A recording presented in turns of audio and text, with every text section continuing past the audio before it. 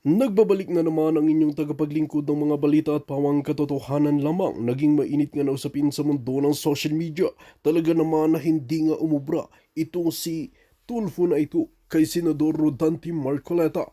Dito nga natin makikita na talagang gusto ngang magpabira na naman ito ni Tulfo na ito. Ngunit matatandaan natin na sobrang talino nga ni Senador Marcoleta ay hindi umubra ang mga ganitong klase sa kanya.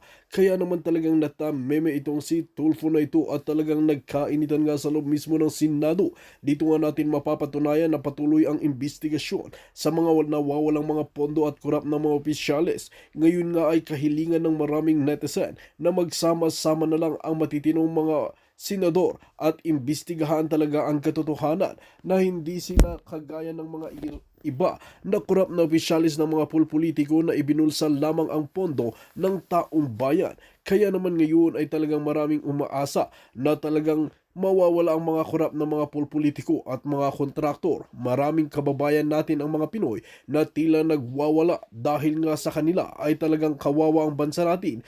Maraming nababaha dahil hindi nila tinapos ang kanilang mga proyekto. Kaya naman ngayon ay talagang inaabangan nila ang matinding resulta na ito na gagawin nga na investigador at pag-iimbestiga ni Senador Marcoleta. Well mga kaibigan, para nga sa karagdagang impormasyon, panoorin nga natin ang buong video. At kung bago ka lamang sa aking channel, huwag kalimutan i-click ang subscribe button at notification bell para lagi kang updated sa ating mga bagong video. At para sa solid viewers natin dyan, maraming salamat sa walang sawang pagsuporta. Sa flood control projects po from 2022 to 2024. Hindi nga 2024 lang, para sandali lang tayo. I cannot recall for O ngayon, 2025, ilan ang pinoprosecute ninyong flood control projects? Sa ngayon pong 2025, wala pong na-award Wala kayong project ngayon. sa flood control po, Your Honor. 2024, hindi mo ma-recall.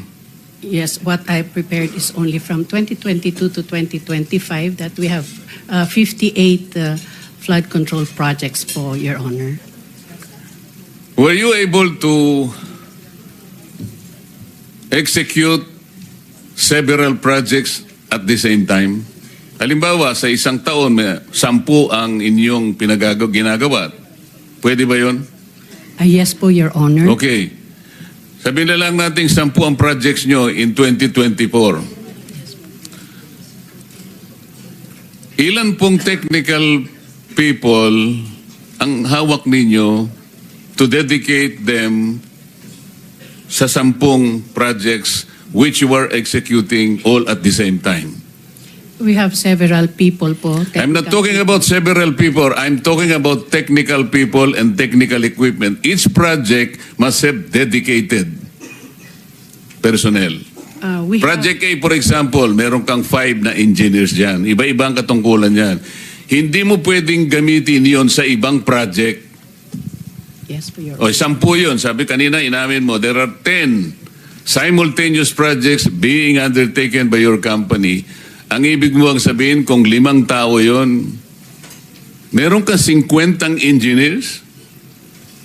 May organizational chart po na nakalagay doon. Madam, I'm not talking of the organizational structure. We're talking about your ability to execute 10 projects at the same time. Lalong-lalo na yung iba nasa Mindanao, yung iba nasa Cebu, yung iba nasa Baguio, isa sa Batangas. You cannot do that.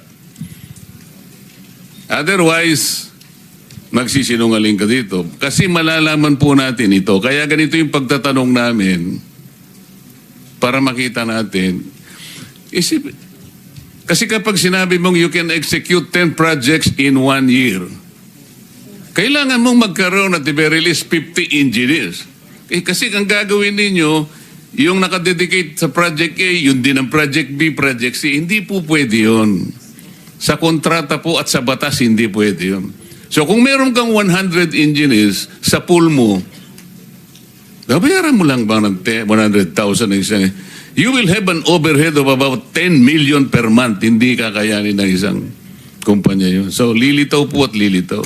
Yun po yung tinatanong ni Senator Bato. Sir, continue. Mr. Chair, 58 within 3 years. So hindi lang 10 yan kung divided by 3 yung 58. Example. Thank you. 10 example lang, sasabit ka na eh.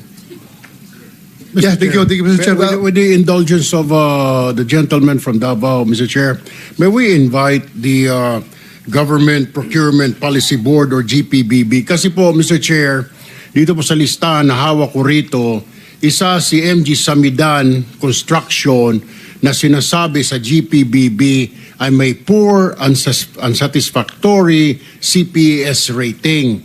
Yan po ang sabi at ilan pa mga kumpanya rito. So can we invite them? Kasi ang tanong po, na blacklist na pala ito kasi ang sinasabi po dito, ang guidelines po ng GPBB, pag ikaw may unsatisfactory na performance or poor CPS rating, dapat ikaw ay not allowed anymore to join and receive flood control projects. So may we invite this board para magpaliwanag kasi kasama po si Samidan dun, sir, na sinasabi na had poor, unsatisfactory CPS rating at iba pang kumpanya, Equiparco, kasama din po, Tiki, Alertiki, Hightone, Road Edge, Sunwest, Legacy, EGB Construction. Ito po kailangan siguro may magpaliwanag dito bakit pinapayagan na makatanggap ng flood control projects when in fact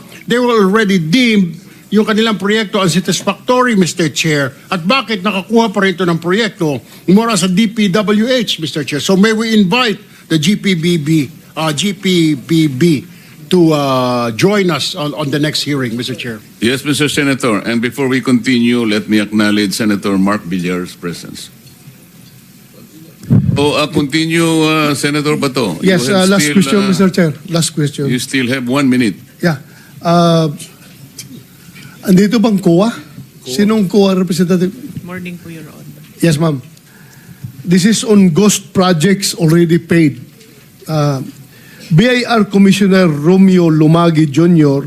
said contractors found guilty of under-declaration or evading taxes will not be issued updated tax clearances, effectively disqualifying them from future government projects and suspending settlement of their current contracts.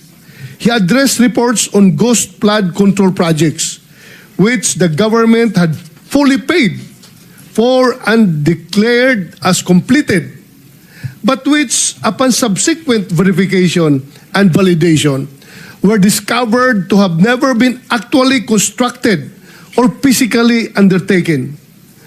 Malinaw na sa BIR report na ito na may mga proyektong fully paid pero hindi naman ginawa. Paano nakakalusot ito sa inyong post-audit at bakit hindi kaagad nakikita bago ma-release ang final payment? Can you respond to that, Yes, sir. Mr. Chair? Your Honor, the audit team or the audit teams under the DPWH has already issued notices of disallowances based on the absence or non-submission of the disbursement vouchers and dun din po sa mga may technical deficiencies noted by the audit teams po. Yun nga. Itong mga project na ito nga, na verified, validated, na ghost projects talaga, hindi ginawa. So ano nga ang papel ng COA dito? Hindi ninyo ito nakita. Sabi mo, granting na post-audit ginawa ninyo. Yes po. Pero ito fully paid na eh. Yes so po, we Your Honor. presume na Yes po. nagkandak na kayo ng post-audit dito. Meron na po, Your Honor, hindi po siya na post-audit, kaya po nag-issue na po si auditor ng notices of disallowances para doon po sa mga projects na yun, Your Honor. At doon sa mga hindi po sinubmit na disbursement vouchers po. Are you happy with her answer, Senator Bato? I'm not satisfied, Mr. If Chair. I may I'm not satisfied. provide po, Your Honor, for... Ang tinatanong niya po, Madam, Yes po. paano nyo inaudit yung ghost project? Yes, Your Honor. Doon po sa case po kasi ng Bulacan, Your Honor, marami pong hindi na-submit na disbursement vouchers. So, hindi naman, kahit several... Ang ibig niyong sabihin, nagdidepende lang kayo sa mga papeles, sa dokumento? Hindi po, Your Honor. Kaya nga po, dahil hindi po sila nakapag-submit, nag-issue na po ang audit teams ng notices of disallowance.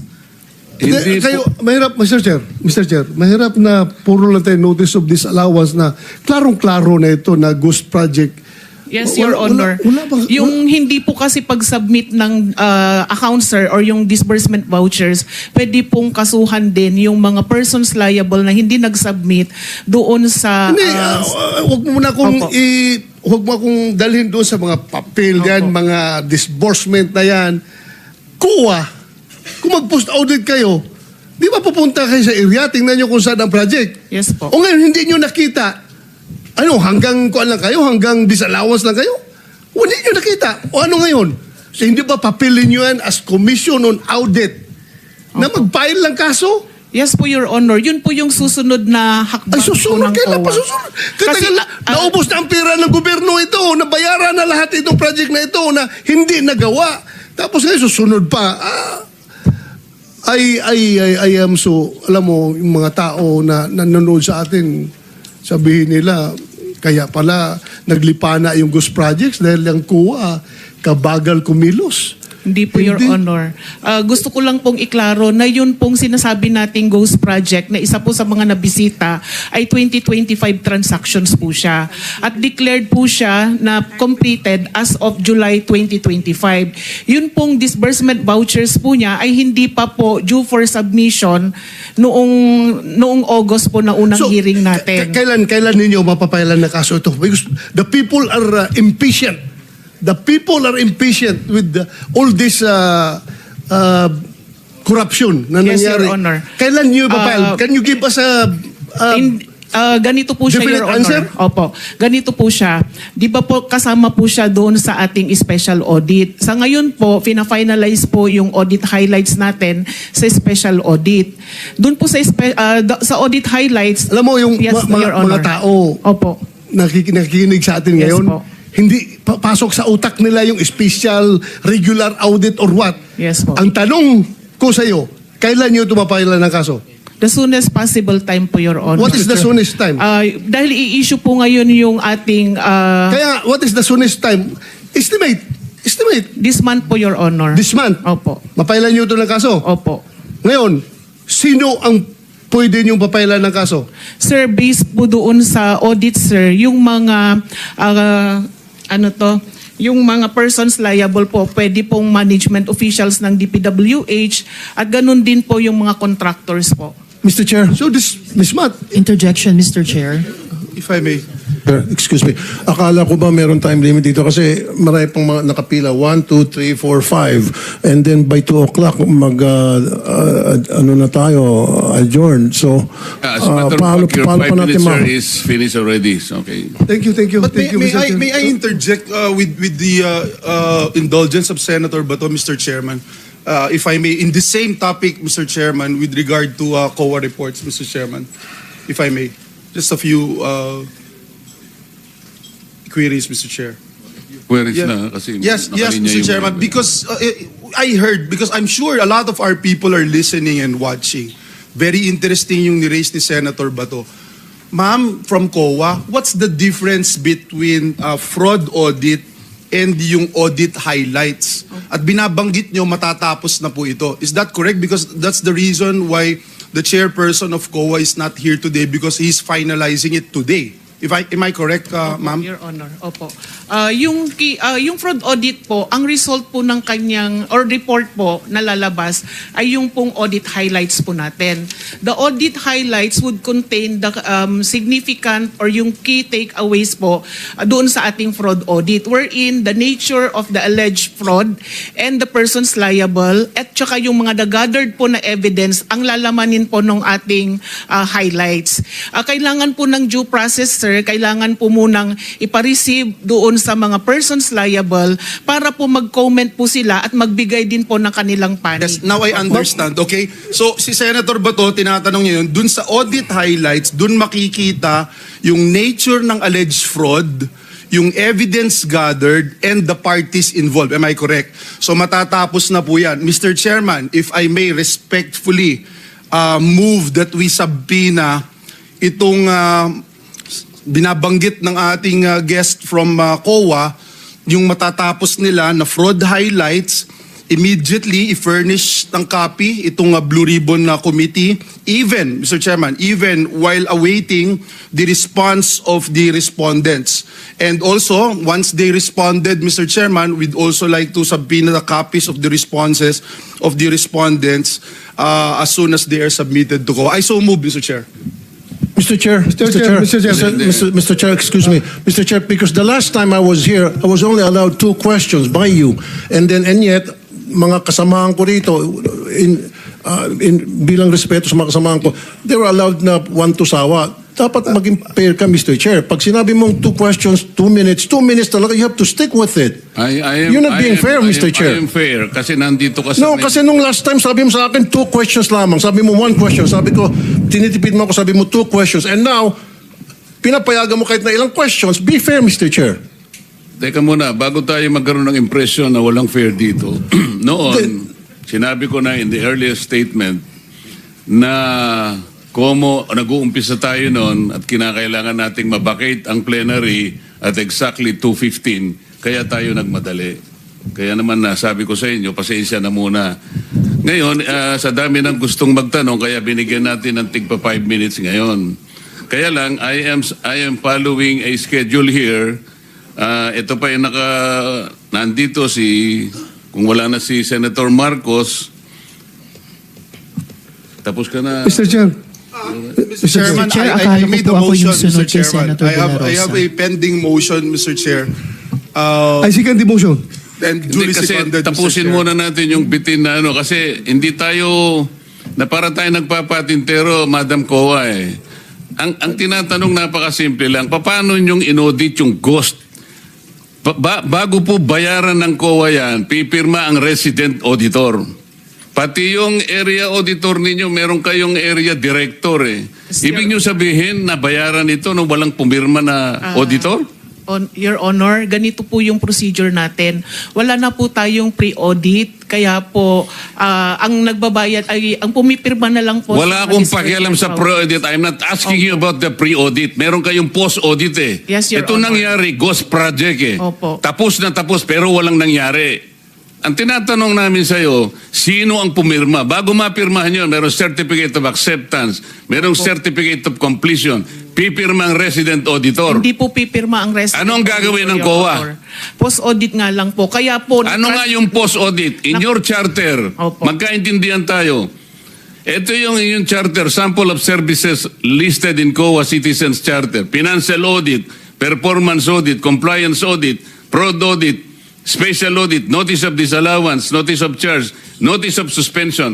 Among these, alin ang akma doon sa performance ng contract? Opo. Nasaan kayo? Papasok po siya sa compliance, sir. Sus Mariosep, Opo. wala nga ang compliance Ganito po, Your Honor, marami pong observation ng mga auditors natin pagdating po sa compliance nila sa procurement. Sinong mag-a-avail ng compliance? Sino yung auditee? DPWH po sa case po natin ngayon, Your Honor. So anong nangyari? Marami pong observation ng mga auditors natin, sir, pagdating po sa compliance nila ng 9184. Kapag ba ang chairman mismo pumunta rito, he can present better questions than you, answers than you? Pareho lang din po yung isasagot, Your Honor. Kasi ganun Pareho po yung ang proseso isasagot. natin. Opo. Sandali lang. Let us follow the... Mr. Chair. Mr. Chairman, Mr. Chair. I'm now being tempted to raise a point of order, Mr. Chairman. I made a motion duly seconded, Mr. Chairman, kasi nga kung... to subpoena, Mr. Yeah. Chairman, today, Mr. Chairman. I'm asking it today because they said they If that fix will it help us, today. okay. Any second? Yeah, it was already seconded, Mr. Chairman. There's a motion and there's second. The motion is approved. Then let's Thank you, continue Mr. with the questioning. Mr. Chair. Sir, kasi yung 5 minutes ko, maraming sumingit. Last na lang, isa lang. Hindi, Very kasi maigsi. hindi na makakaano itong mga kasama natin. With the permission of Baka mamaya Senator sabihin Tulfo. na naman, unfair Senator tayo. Tulfo, maigsi lang. Maigsi lang. Ha?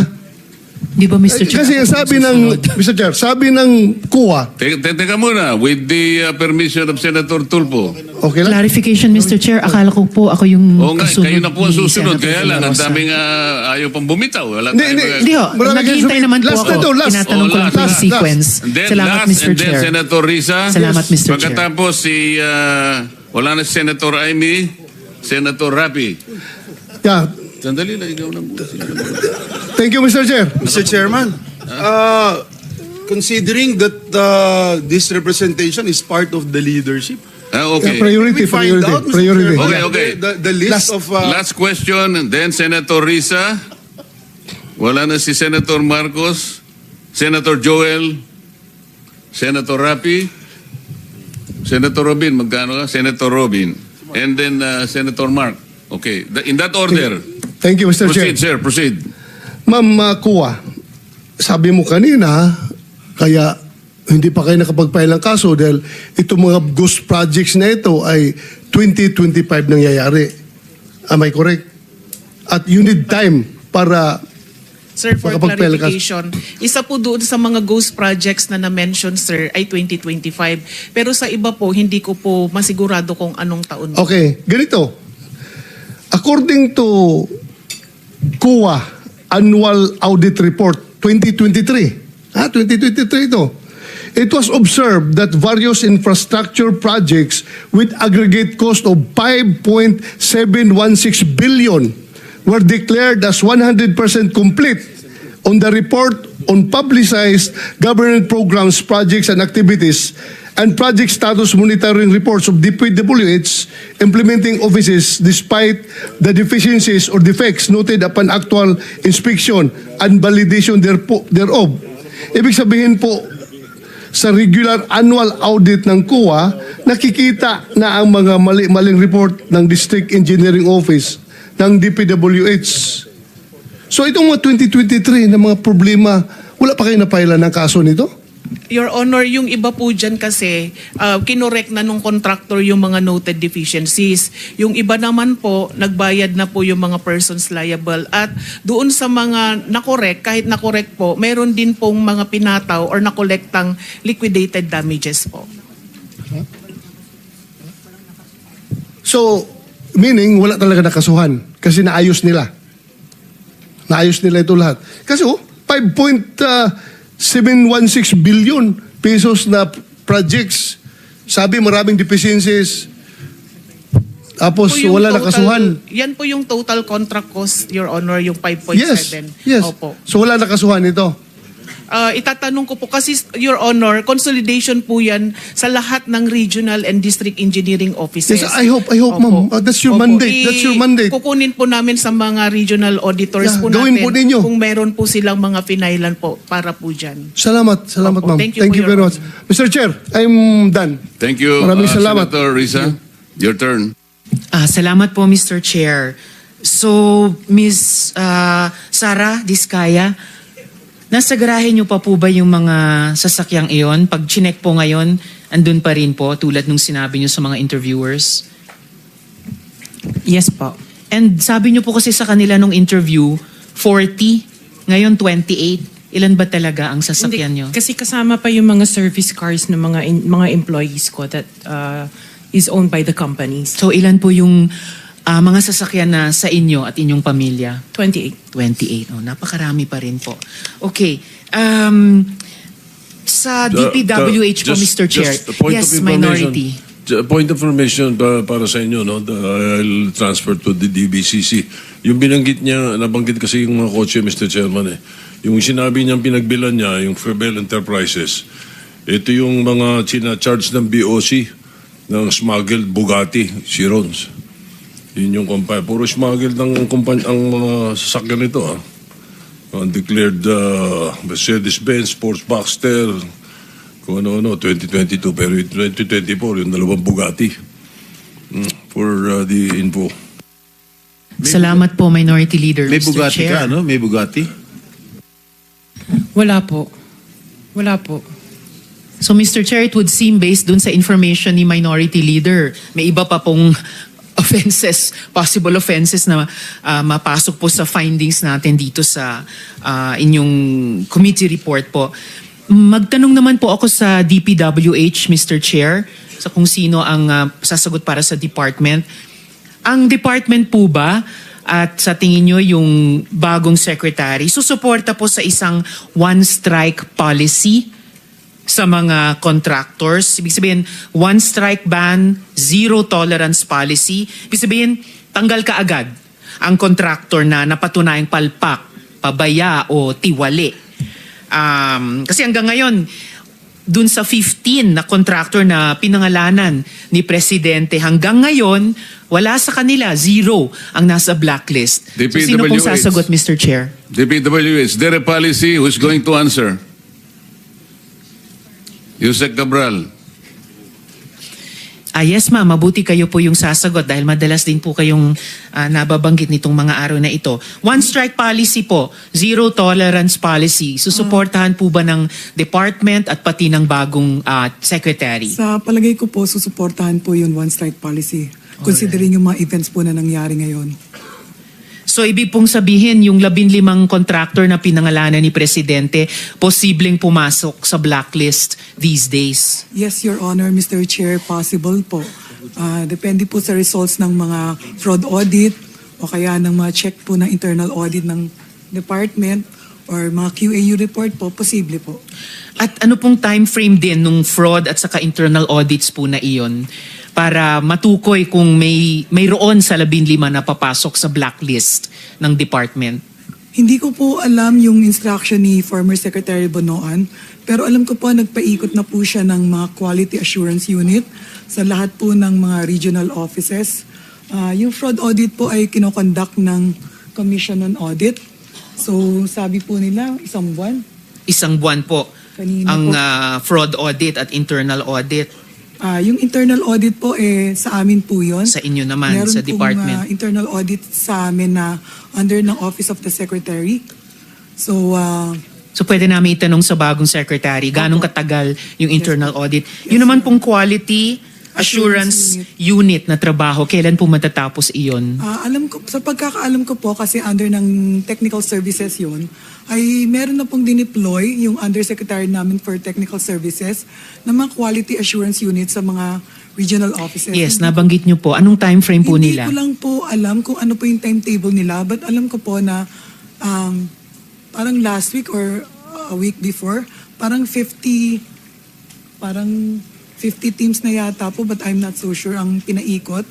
Composed po ng representative ng Bureau of Construction, Bureau of Quality and Bureau of Research and Standards, saka BQS, Quality and Safety.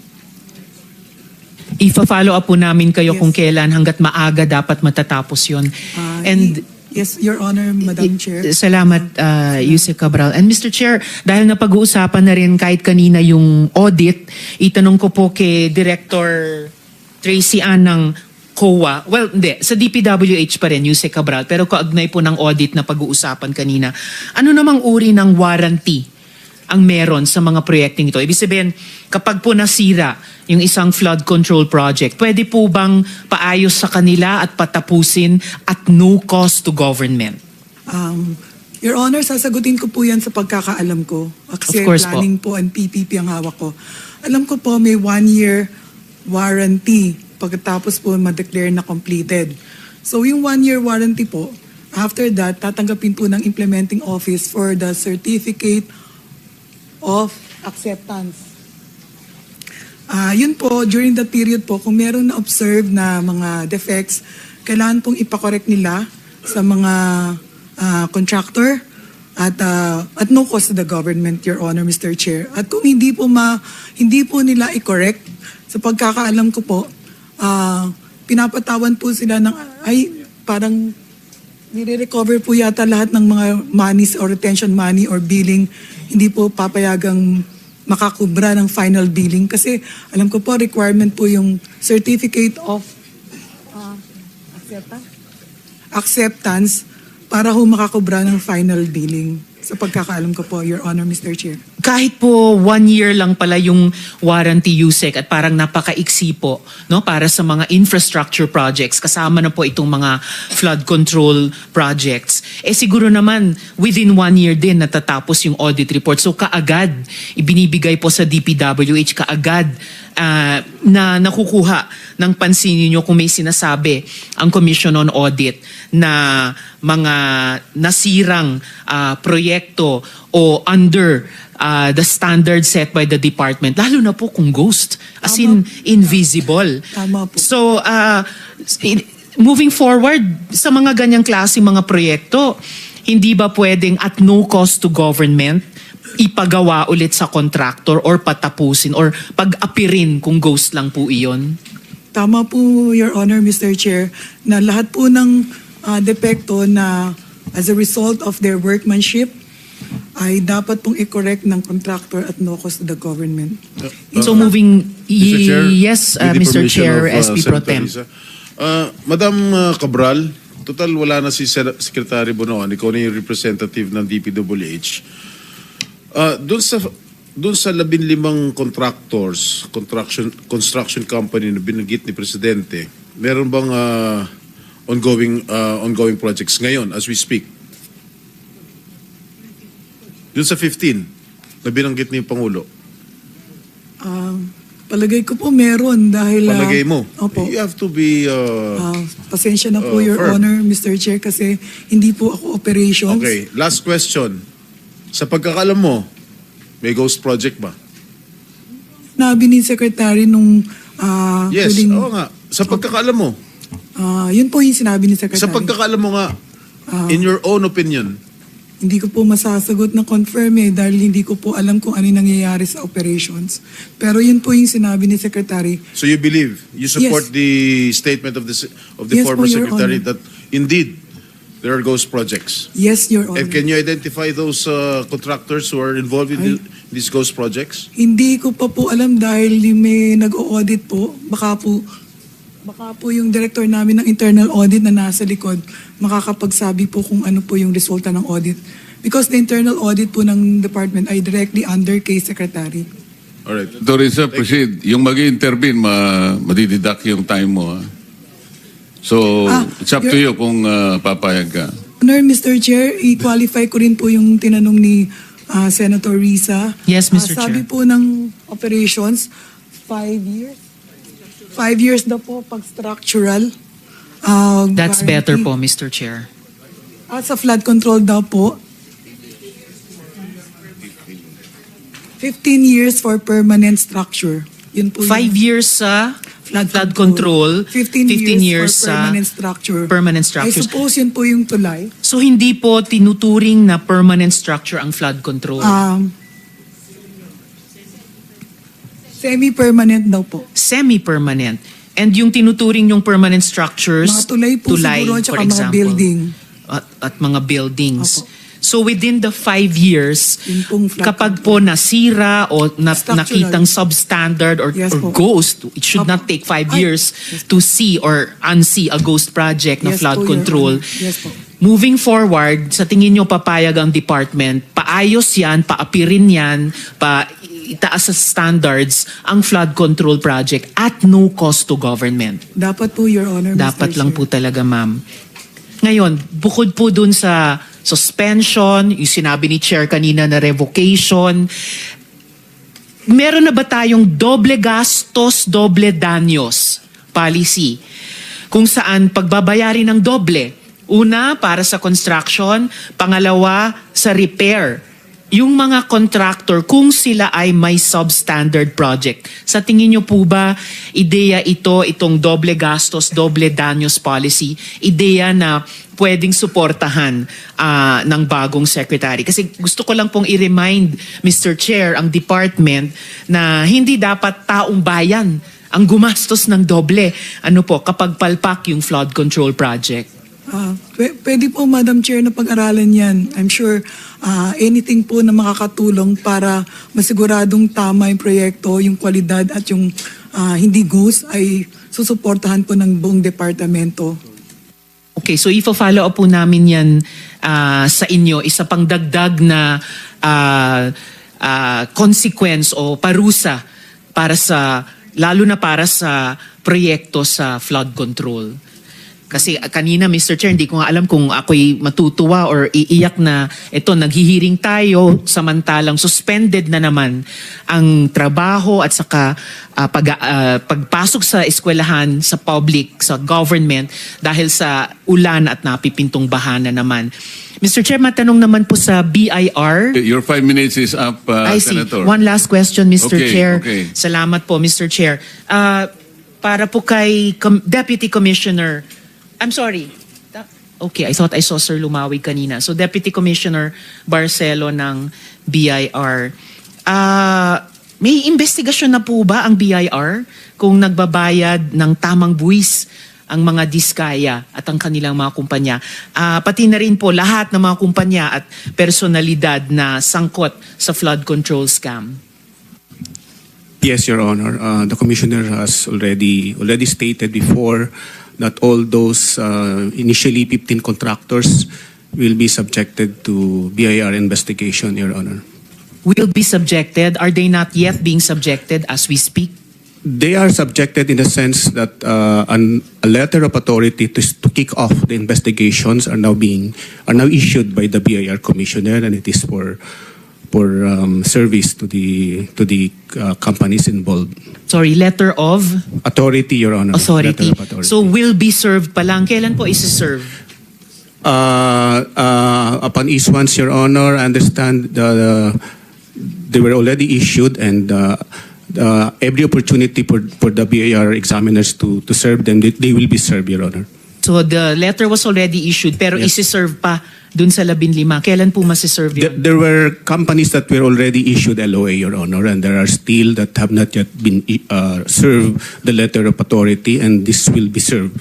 At kailan po sila, within how many days kailangan humarap sila or sumagot sa bureau? As soon as they receive the LOA, the BIR will be issuing some notices to them to submit documents for the investigation, and there are procedures for that, Your Honor, later on when the BIR come up with their findings, and they are entitled, of course, to Po. notices also. Pero yung Senator. initial submission, ilang araw once ma-issuehan ng letter of authority? Your Honor, maybe it could be 5 days, 10 days, to 15 days, Your Honor. 5 to 15 days. All right. Salamat po, Okay. Mr. Chair. Sa next round ko po, itatanong ko po sa BIR kung Yes, nakikipag-ugnayan na rin sila sa AMLA kasi yung graft and corruption ay predicate crimes para sa money laundering. At itatanong ko rin po yung papeles ng 4 sa Diskaya companies na nagpapakita ng pambihirang pagtaas ng level of capitalization in the billions po. Mr. Chair, at itatanong ko kung ito po ba ay tinitignan na ng BIR at in coordination na rin po sa AMLA. Salamat po, Mr. Chair. Thank you, Senator Risa. Senator Amy is... Maraming salamat, Mr. Chairman. Bumalik At ang una kong itatanong, hindi ba may mga audit mechanisms ang DPWH? Sinabi na ni Jose Cabral yung internal audit. Ano po yung QAU, CPES at PCMA? Parating nababanggit. At sino ba in charge nito? Bakit kinailangan pa na magtatag ng Anti-Corruption Task Force? Pumalya ba lahat ng audit mechanism ninyo? Anyari dito sa mga QAU, nasa ilalim ng plantilla po ninyo, CPES, PCMA. Ang QAU po ay pinamumunan po ng mga miyembro ng mga technical services, yung Bureau of Maintenance, Construction, BQS at BRS, Bureau of Design po. Sila po ay merong team na kinikreate para po mag-inspeksyon. Meron po sa central office, meron din po sa regional office. Sa pagkakaalam ko po, the regional office are tasked to inspect yung mga project na mga district. Meron ang central office po. Hindi, nakakapagtaka kasi dahil may QAU, sinabi nga ninyo, kabahagi nito, may design, etc. Bakit sunod-sunod yung mga Kabagan Bridge disasters? Ano nangyari? Hindi dumaan yan sa QAU? Before you answer, let me acknowledge the presence of Senator Bongo. And also, Madam, with your indulgence, Mr. BIR, can we give you the go signal to already issue the LOA to the 15 companies represented and initially identified to have been allegedly implicated in this anomalous execution of flood control projects. Your Honor, You what can I, take advantage of their No, no. presence. Maybe you can issue the LOA What I today said- as we speak. what I said earlier, Your Honor, there were companies that were already issued even before this hearing. I mean, the others who are not yet Not yet, issued, not but yet, they are Your Honor. here. You can take advantage. Thank you, Your Thank Honor. you, Senator. Yes, Yusek, please. Kinorek po ako ng aking mga kasamahan sa likod. Ang QAU daw po ay galing sa central office na umiikot para matignan. Pwede pong umikot siya kahit na ongoing pa lang yung project. Pag completed Tama. po. Opo. Yun nga ang pagkaalam ko, kaya ako nagtataka bakit napasok yung technical services at saka design. Yung CPES at saka yung PCMA, pumalya ba lahat ng internal audit mechanisms ng DPWH ng sabay-sabay? Madam, Bakit nagkaganito? Your Honor, Madam Chair, yun pong CPES ay alam ko po GPPB ang gumagawa. GPPB. Pero alam ko DBM yun, di ba? Yung GPPB? Bakit biglang naging public work siya? Hindi po public works yata ang gumagawa ng CP, parang contractors performance evaluation system. Yes. Pero kayo pa rin ang pinanggagalingan ng datos. Kayo rin ang nagre-report. Opo, kapag sila How ay does this work? Napaka-komplikado nito. Pati kayo, nabubulol na. Hindi. PCMA, ano naman yun? Yung PCMA po ay database ng DPWH. Kaya nga how do all these work together? At bakit tuloy-tuloy itong mga kapalpakan? Siguro hihingi ako ng impormasyon mula sa inyo at maliwanagan kami. Palibasa ito lang ang kauna-unahang pagkakataon.